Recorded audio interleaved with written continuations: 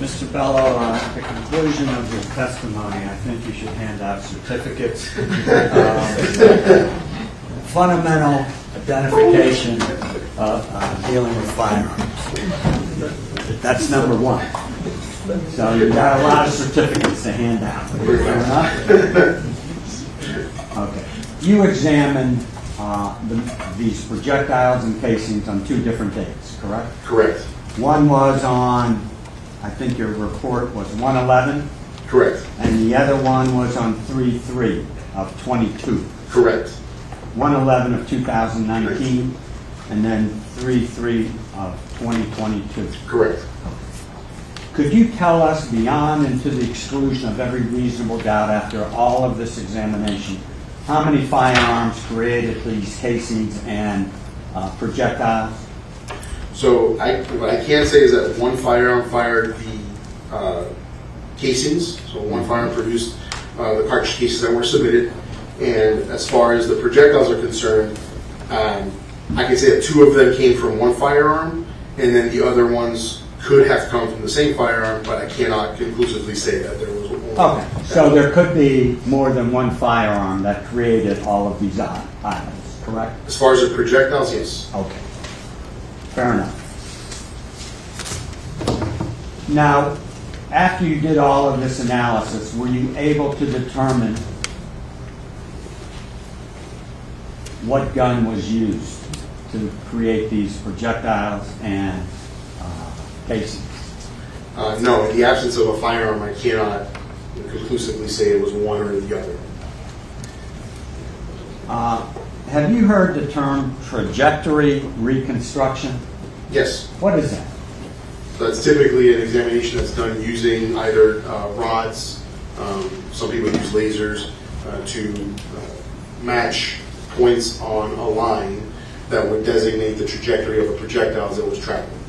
And that would be able to place, supposedly, if you can do it, where the shooter or shooters were when they fired the firearms. Certainly, at least the firearm. Okay. It would be the muzzle of the firearm is technically the origin point. Okay. Yes. And that would be in someone's hand, Somebody's correct? Right. Let me see that. What we're talking about is being able to tell where the muzzle was, so you, in essence, would be able to tell where the shooter. Correct. Yes. I just wanted to play with you. No problem. Okay. When you do a trajectory reconstruction and you're attempting to find out where the gun is and where the so-called shooter or shooters were, are there certain variables that come into play? Certainly, there's a lot of variables that come into play. Why don't you tell us what some of the variables are? So some of the variables that can come into play is whether or not there were intervening objects. So do you have a beginning and an end point? Do you have a middle point? Right. So if I only have, as an example, a hole in a wall, but I don't have anything else, I don't have somewhere I could put a rod through, or that I could start the directionality of a laser from. Right. So without that, I'm basically dead in the water, because I could start it from any point in this room. So let's say there's a bullet hole in that exit sign back there, and that's the only hole that I have. It'd be very difficult for me to be able to place where the person originated from. Now, if an object is, let's say, 3-dimensional, not 2-dimensional, and the bullet travels through that object, then you could pass the rod through and then find a directionality. There's still variables with that. How far away were they? How close were they? And so that's kind of, it gives you a line, but the point upon the line that the firearm was is the question. How about how the, may I approach, I'm sorry. Yes, How the person held the gun? Sure.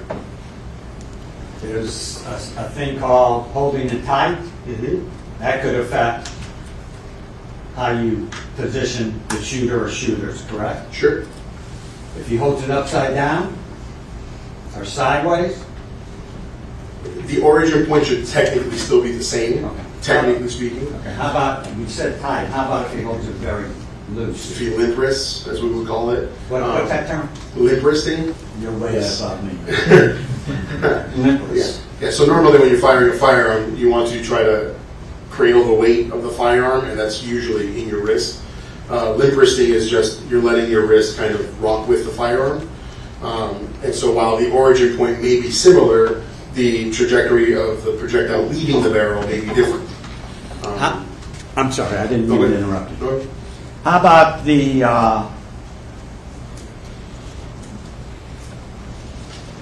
weather conditions? So as far as trajectory is concerned, it can play a role over significant distance. So whether, I'm sure most of us have heard or seen stories of people making sniper shots at a mile or a quarter mile or 3/4 of a mile. When you're shooting at distances like that, you have to take into account weather, wind. You actually have to take into account the rotation of the earth. So the people who can shoot out at that distance are exceptionally rare. But to be accurate at those distances, you have to be able to mitigate for gravity, wind, and for the spinning of the earth. So those are factors that can play a role in significant distance.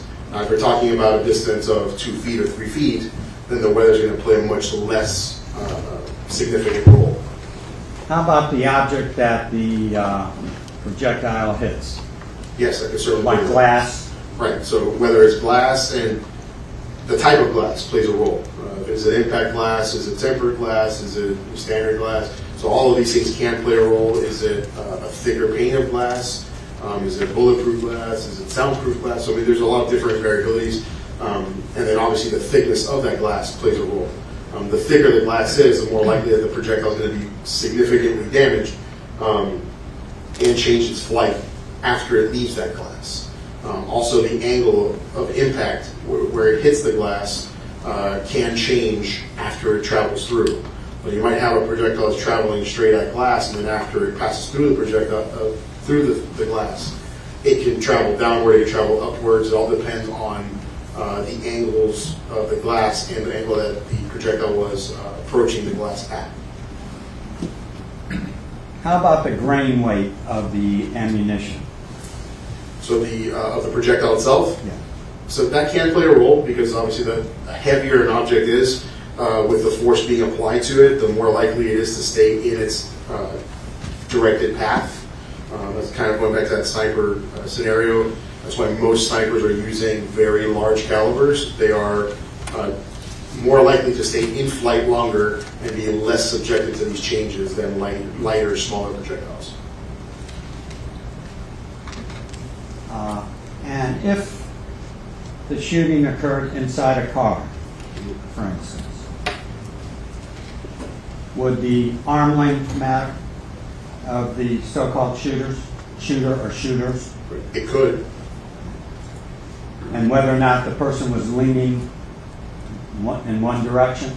Sure. Yeah, you're working in a very small environment. Okay, so there's a lot of variables that one must take into consideration Yes. before you say where the gun was or where the shooter or shooters were when they fired this firearm. Right. And if you don't take those variables into consideration, you're just giving a guesstimate, estimate of where everybody was, correct? I assume so. I mean, I'd have to see the situation, but yes. Okay. And you would consider that to be not proof beyond Protecting your life.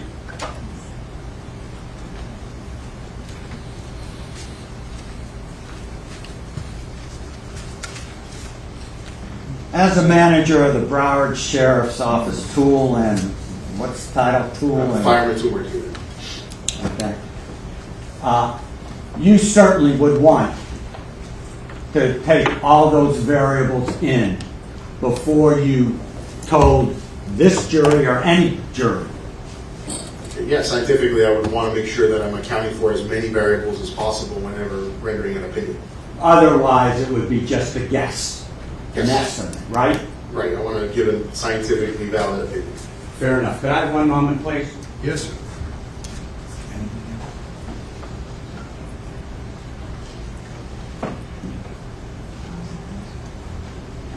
Thank you very much. No further questions. I think